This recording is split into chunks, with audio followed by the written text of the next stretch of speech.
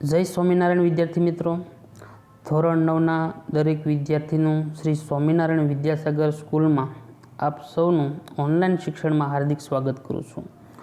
તો વિદ્યાર્થી મિત્રો, ધોરણ 9માં વિષય સામાજિક વિજ્ઞાન, જેમાં પાઠ 1 ભારતમાં બ્રિટિશ સત્તાનો ઉદય. તો વિદ્યાર્થી મિત્રો, ભારતમાં જે આ બ્રિટિશ સત્તાનો છે ઉદય છે એ કઈ રીતે થયો, તો તેનો આપણે વિગતવાર અભ્યાસ જોઈશું. પ્રાચીન સમયથી ભારત તેના આર્થિક, સાંસ્કૃતિક અને આધ્યાત્મિક વારસાના કારણે સમગ્ર વિશ્વમાં એક અજોડ સ્થાન ધરાવે છે. તો વાત કરીએ વિદ્યાર્થી મિત્રો કે ભારત છે એ પ્રાચીન સમયથી આર્થિક, સાંસ્કૃતિક અને આધ્યાત્મિક વારસાના કારણે સમગ્ર વિશ્વમાં એક એવું સ્થાન ધરાવે છે. ભારતના સાંસ્કૃતિક વારસા અને આર્થિક સમૃદ્ધિના કારણે વિશ્વના ઘણા દેશોની જે પ્રજા છે એ ભારતમાં આવી. શા માટે આવી? તો કે ભારતમાં શું એવું હતું કે જેના કારણે આ ભારતમાં જે વિદેશી પ્રજા છે એ ભારતમાં આવે છે. તો કે ભારતના જે સાંસ્કૃતિક વારસો અને આર્થિક સમૃદ્ધિના કારણે વિશ્વના ઘણા દેશોની જે પ્રજા ભારતમાં આવે છે. ખાસ કરીને ભારતમાં મરી મસાલા, તેજાના, મલમલ, રેશમી કાપડ, ગળી આ વગેરેની યુરોપના દેશમાં ખૂબ જ માગ રહેતી હતી.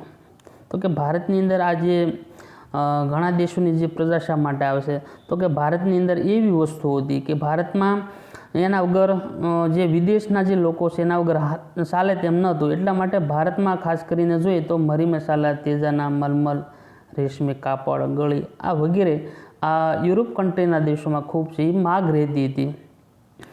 ભારત અને યુરોપ વચ્ચે વ્યાપાર છે એ જમીન માર્ગ અને જળ માર્ગ છે થતો. કે ભારતની અંદર છે બે માર્ગ હતા, એક જમીન માર્ગ તેમજ જળ માર્ગ. આ માર્ગનું જે કેન્દ્ર સ્થાન હતું જે તુર્કસ્તાનમાં આવેલું જે ઇસ્તંબુલ જે હતું. તો તુર્ક મુસ્લિમોએ છે જે કહેવાય કે ઇસ્તંબુલ છે એ જીતી લીધું. ક્યારે જીત્યું? તો કે ઈસવીસન 1453માં. આથી યુરોપવાસીઓ શું કર્યું કે યુરોપવાસીઓ માટે આ જે ઇસ્તંબુલ છે એ થઈ ભારત આવતો જળમાર્ગ છે એ બંધ થઈ ગયો. ફરી એક વખત જોઈએ કે તુર્ક મુસ્લિમો છે આ ઇસ્તંબુલ છે એ જીતી લીધું, તો એને ભારતમાં આવવા માટે જે જળમાર્ગ છે એ બંધ થઈ ગયો. તો એને શું કર્યું? તો કે યુરોપવાસીઓ જે આ ઇસ્તંબુલ થઈ ભારત આવવાનો જળમાર્ગ છે બંધ થઈ ગયો. એટલા માટે યુરોપવાસીઓને આ મરી મસાલા વગર ચાલે તેમ નહોતું. આથી એણે એટલે કે તેને એક નવો જળમાર્ગ શોધવાની છે જરૂરિયાત ઊભી થઈ, જેથી વિશ્વના ભૌગોલિક સંશોધનનો યુગનો છે એ પ્રારંભ થયો છે. તો નવો એક જળમાર્ગ છે એ કોણ શોધે છે? જોઈએ આપણે કે ભારત આવવાના જળમાર્ગની જે શોધ પોર્ટુગલના જે રાજા જે પ્રિન્સ હેનરીની પ્રેરણા, પ્રોત્સાહન અને આર્થિક મદદથી અને સાહસ વીરોએ આ નવા જળમાર્ગની શોધના છે પ્રયત્નો આદર્યા. કોણે? તો કે પોર્ટુગલના જે રાજા પ્રિન્સ હેનરીની પ્રેરણાથી અને એનું પ્રોત્સાહન મળ્યું, આર્થિક મદદ મળી અને એને સાહસ કર્યું. એટલા માટે નવા જળમાર્ગની જે શોધ છે એના પ્રયત્નો તેણે શરૂ કર્યા. ભારત આવવાના જળમાર્ગની શોધ માટે ઘણા સાહસવીરોએ પ્રયત્નો કર્યા, જેમાં બાર્થોલોમ્યુ ડાયઝેકેપ ઓફ ગુડ હોપ જે હુસેનની શોધ કરી અને ક્રિસ્ટોફર કોલમ્બસે જે સ્પેનના રાજાની આર્થિક મદદથી એક નવો પણ જળમાર્ગની શોધવાની સાહસ યાત્રા આરંભી, જે ઈસવીસન 1492માં જે એટલાન્ટિક મહાસમુદ્રમાં જે આવેલ વર્તમાન ઈસ્ટ ઇન્ડિયા ટાપુએ આવીને જે અટકી અને મૃત્યુ પર્યંત ભારત આવવાના જળમાર્ગની શોધ્યા વિશ્વાસ ધરાવતા કોલમ્બસે વાસ્તવિક રીતે એક નવો પ્રદેશ શોધ્યો હતો. આ સ્પષ્ટતા જે અમેરિકો વેસ્પુસીએ કરી હોતી ત્યારબાદ આ એક નવો પ્રદેશ જે અમેરિકા તરીકે છે ઓળખાયો. તો વિદ્યાર્થી મિત્રો, આપણે જોઈએ કે પોર્ટુગલના જે રાજા પ્રિન્સ હેનરી જે પહેલાં સૌપ્રથમ ભારતની અંદર છે જે મરી મસાલા માટે તો અહીંયા એક નકશાની અંદર બતાવવામાં આવ્યું છે કે ભાઈ જે યુરોપવાસીઓ ભારતમાં કઈ રીતે આવતા હતા, તો અહીંયાથી લાઈન આપવામાં આવી છે. જે તુર્કસ્તાનથી જે અહીંથી અહીંયા સુધી ભારતમાંથી આવતા. ત્યારબાદ જે તુર્કસ્તાન છે, જે તુર્ક મુસ્લિમોએ છે એ ઇસ્તંબુલ છે જીતી લીધું. ત્યારબાદ છે ત્યાંથી જળ માર્ગ છે એ બંધ થઈ ગયો. એટલા માટે જે પોર્ટુગલના જે રાજા પ્રિન્સ હેનરીની પ્રેરણાથી એક નવો છે એ જળમાર્ગ શોધ્યો. જે તમે જોઈ શકો છો કે પોર્ટુગલ જે ફરી અને જે એટલાન્ટિક મહાસાગર થઈ અને ભારતની અંદર છે એ આ મરી મસાલા માટે આવતા હતા. જે આ જે ત્રુટક રેખા છે એ એનો જળમાર્ગ છે. આ જળમાર્ગ એક નવો જળમાર્ગ છે તેમણે શોધ્યો હતો. તો નકશાની અંદર જે લાઈન બતાવી છે એ જૂનો જળમાર્ગ છે અને ત્રુટક રેખા છે એ બતાવે છે એ નવા જળમાર્ગની શોધ છે. આગળ જોઈએ. ભારત આવવાનો જે જળમાર્ગ છે કે ભાઈ પોર્ટુગીઝ નાવિક જે વાસ્કો દ ગામાએ ભારત આવવાના જળમાર્ગની શોધ છે ઈસવીસન 1498માં કરી હતી. તો વિદ્યાર્થી મિત્રો, વિકલ્પની અંદર પણ આવી શકે, ખાલી જગ્યાની અંદર પણ આવી શકે કે પોર્ટુગીઝ નાવિક વાસ્કો દ ગામાએ ભારત આવવાનો જળમાર્ગની શોધ છે ક્યારે કરી, તો કે ઈસવીસન 1498માં. ભારતીય ખલાસીની મદદથી, એટલે કે એમાં ભારતના જે ખલાસી એની મદદ લીધી અને ભારતમાં પશ્ચિમ કિનારે એક આવેલ જે કાલિકટ બંદર છે સૌપ્રથમ છે એ વાસ્કો દ ગામાથી આવે છે. ત્યાંના જે રાજા હતા જામોરીન કહેવામાં આવશે, તેને આવકાર આપી રાજ્યમાં વેપાર કરવાની છે છૂટ આપે છે. આમ વિશ્વમાં આ ઘટના એક મહત્વપૂર્ણ છે ગણાય છે, જેના કારણે જે યુરોપવાસીઓ માટે ભારત આવવાના દ્વાર છે એટલે કે દરવાજા છે ખુલી ગયા.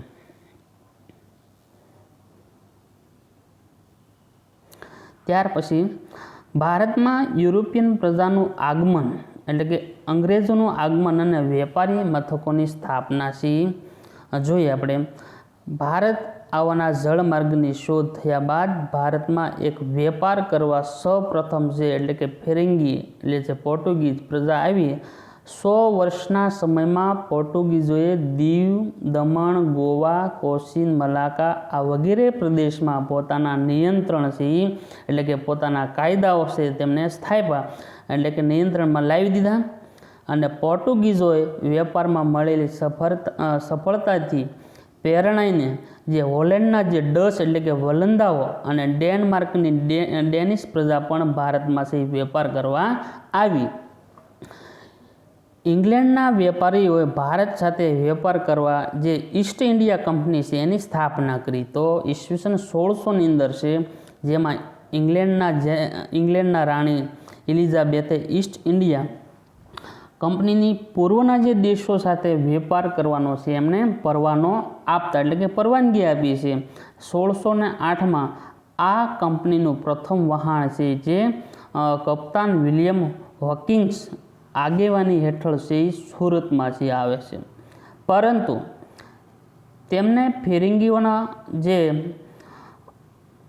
એના માર્ગદર્શન હેઠળ આ વિરોધના કારણે વેપાર કરવાની જે પરવાનગી મળી શકી નહીં અને આખરે ઈસ્ટ ઇન્ડિયા કંપનીને જે મુઘલ બાદશાહ જહાંગીર તરફથી વેપાર કરવાનો પરવાનો મળતા સુરતમાં બ્રિટિશ ઇન્ડિયા કંપની પ્રથમ કોઠી છે વેપારી છે સુરતની અંદર 1613માં શરૂઆત થઈ. અને શરૂઆતમાં વર્ષોમાં કંપનીએ સુરત, ભરૂચ, અમદાવાદમાં વેપારી મથકો સ્થાપ્યા. પરંતુ આ પ્રદેશમાં મરાઠી સત્તાનું પ્રભુત્વ વધતું અને કંપનીને શું જોખમ દેખાયું. આથી તેઓ એક દક્ષિણ અને પૂર્વ દિશામાં આગળ વધ્યા, જ્યાં તેમને આંધ્રપ્રદેશ એટલે કે મછલીપટ્ટનમ, સેન્ટ જ્યોર્જ એટલે કે ચેન્નઈ અને ફોર્ટ વિલિયમ્સ કોલકાતામાં કોઠીઓ સ્થાપી અને મુંબઈ ખાતે એમનું વડું મથક છે 1687માં એમને સ્થાપ્યું હતું. ત્યાર પછી આગળ જોઈએ કે 1668માં ભારતમાં એક વેપાર કરવા ફ્રેન્ચ ઇન્ડિયા કંપનીનું આગમન થયું, જેણે સમય જતાં માહે, કરાઈકલ, પોંડિચેરી, ચંદ્રનગર, મછલીપટ્ટનમ આ વગેરે પ્રદેશમાં વેપારી મથકોની સ્થાપના કરી અને 18મી સદીમાં અંગ્રેજો અને ફ્રેન્ચો જે વિશ્વભરમાં પોતાની સત્તા સ્થાપવા સંસ્થાનો મેળવવા સતત એ સક્રિય હતા. ભારતમાં 1747થી 1763 દરમિયાન આ બંને બ્રિટિશ ઇન્ડિયા કંપનીની અને ફ્રેન્ચ ઇન્ડિયા કંપની વચ્ચે સત્તા સ્થાપવા 3 કર્ણાટક વિગ્રહ થયા, જેમાં ફ્રેન્ચ ઈસ્ટ ઇન્ડિયા કંપનીનો પરાજય થતાં અને બ્રિટિશ ઈસ્ટ ઇન્ડિયા કંપનીનો રાજ્ય વિસ્તારનો માર્ગ છે મોકળો થયો. આમ સત્તા અને સંઘર્ષના અંતે જે ફિરિંગીઓ પાસે દીવ, દમણ, ગોવા છે રહ્યા અને જ્યારે ફ્રેન્ચો છે પાસે ચંદ્રનગર, માહે, કરાઈકલ, પોંડિચેરી જેવા પ્રદેશ રહ્યા, જ્યારે ડચ પ્રજા કાયમના માટે છે વિદાય પામી હતી. તો વિદ્યાર્થી મિત્રો, આપણે ફરી વખત એનું પુનરાવર્તન જોઈશું. તો ભારતમાં યુરોપિયન પ્રજાનું આગમન છે, સૌપ્રથમ અંગ્રેજોનું આગમન અને જે વેપારી મથકો છે સ્થાપ્યા. તો કઈ જગ્યાએ વેપારી મથકો સ્થાપ્યા જોઈએ ફરીથી આપણે કે ભારત આવવાનો જળમાર્ગ શોધ થયા બાદ ભારતમાં વેપાર કરવા સૌપ્રથમ પોર્ટુગીઝ એટલે કે ફિરિંગી પ્રજા છે ભારતમાં આવે છે અને 100 વર્ષના સમયમાં આજે ફિરિંગી પ્રજા છે દીવ, દમણ, ગોવા, કોચીન, મલાક્કા આ વગેરે પ્રદેશમાં પોતાના છે કાયદાઓ એટલે કે નિયંત્રણ છે સ્થાપ્યા. ત્યારબાદ પોર્ટુગીઝો જે વેપારમાં એને સફળતા મળી અને સફળતાના કારણે હોલેન્ડના જે વલંદા અને ડેનમાર્કની જે પ્રજા છે પણ ભારતમાં છે આવે છે અને ઇંગ્લેન્ડના વેપારની ભારત સાથે વેપાર કરવા ઈસ્ટ ઇન્ડિયા કંપની છે સ્થાપના કરે છે. ક્યારે? તો કે 1600ની અંદર. અને ત્યાર પછી ઇંગ્લેન્ડના જે રાણી એલિઝાબેથે ઈસ્ટ ઇન્ડિયા કંપનીને પૂર્વના જે દેશો સાથે વેપાર કરવાનો છે એ પરવાનો આપતા 1608માં કંપનીનું પહેલું વહાણ જે કપ્તાન વિલિયમ હોકિન્સની આગેવાની હેઠળ છે સુરતમાં છે આવે છે. ત્યારબાદ ફિરિંગીનું જે જોર અને વિરોધના કારણે વેપાર કરવાની પરવાનગી મળી શકી નહીં અને આખરે ઈસ્ટ ઇન્ડિયા કંપની જે મુઘલ બાદશાહ અને જહાંગીર તરફથી વેપાર કરવાનો પરવાનો મળતા સુરતમાં સૌપ્રથમ બ્રિટિશ ઇન્ડિયા કંપની સ્થાપના પ્રથમ વેપારી મથક છે એ 1613માં સ્થાપે છે. શરૂઆતની અંદર કે કંપનીએ સુરત, ભરૂચ, અમદાવાદ આવી સ્થળોએ વેપારી મથકો સ્થાપે છે, પરંતુ આ પ્રદેશમાં મરાઠી પ્રજાનું જે પ્રભુત્વ હતું એટલે કંપનીને ત્યાં જોખમ દેખાયું.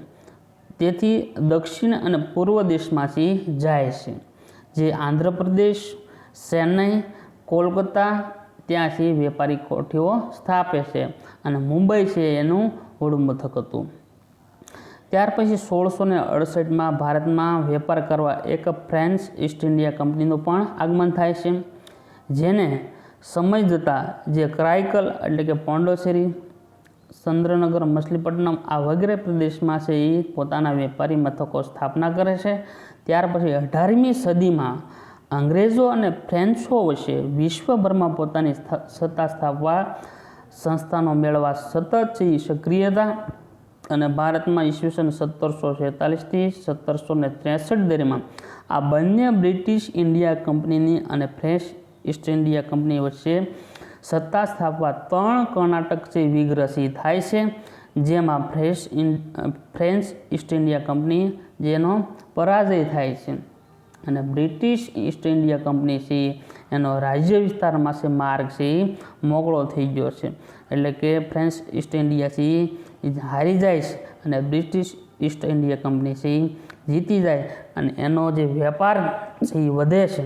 અને આમ સત્તા અને સંઘર્ષ અંતે જે ફિરિંગીઓ છે પાસે દીવ, દમણ, ગોવા છે એ રહે છે અને જ્યારે ફ્રેન્ચો પાસે ચંદ્રનગર, માહે, કરાઈકલ અને પોંડિચેરી જેવા પ્રદેશો છે રહ્યા છે, જ્યારે ડચ પ્રજા છે કાયમના માટે છે વિદાય લે છે. તો વિદ્યાર્થી મિત્રો, અહીંયા સુધી આપણે રાખશું. ત્યાર પછી આપણે પ્લાસીનું છે યુદ્ધ છે જેના વિશે વાત કરીશું. તો વિદ્યાર્થી મિત્રો આપણે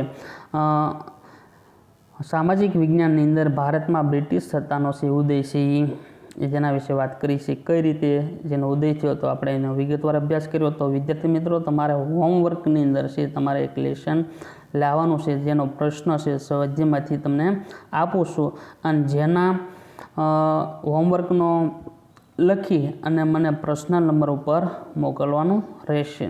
તો હોમવર્કની અંદર છે યુરોપિયન પ્રજાને ભારત આવવાનો જળમાર્ગ શોધવાની ફરજ પડી, વિધાન સમજાવો. આ એક કારણ છે તમારે હોમવર્કની અંદર લખવાનું છે અને ગ્રુપમાં મોકલવાનું રહેશે. તો અહીંયા સુધી આપણે રાખશું. તો ત્યાર પછી આપણે પછીનો જે ટૉપિક છે